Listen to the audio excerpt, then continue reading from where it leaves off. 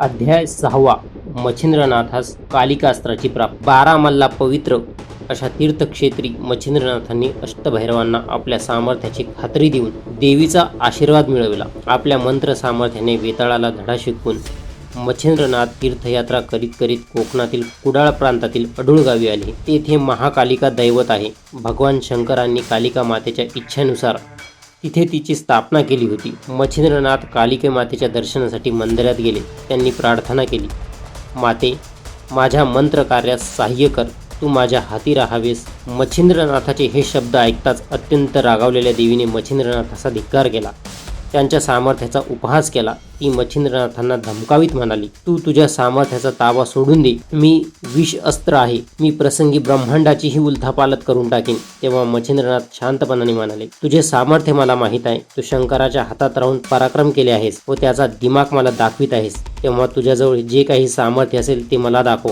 मच्छिंद्रनाथाने असे आव्हान देताच कालिका देवी प्रचंड सिंहगर्जना करीत आकाशात प्रगट झाली व तिने मच्छिंद्रनाथावर अस्त्रे फेकण्यास सुरुवात केली। तेव्हा मच्छिंद्रनाथांनी वासव शक्तीचा मंत्र म्हणून आकाशात भस्म फेकले।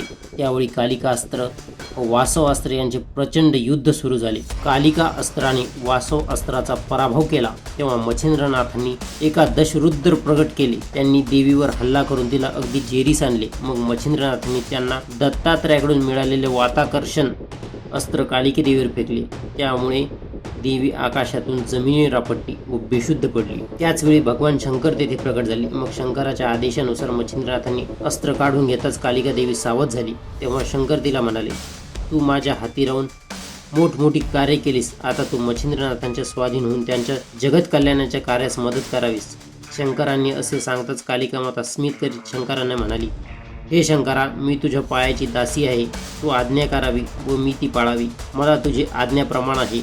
मग तिने मच्छिंद्रनाथांना प्रेमाने आलिंगन दिले व त्यांना म्हणाली, आता मी सर्वस्वी तुझीच आहे, मी तुला सर्व प्रकारची मदत करेन। कालिका देवीने असे सांगितलं असता मच्छिंद्रनाथ पुढच्या प्रवासाला निघून गेले।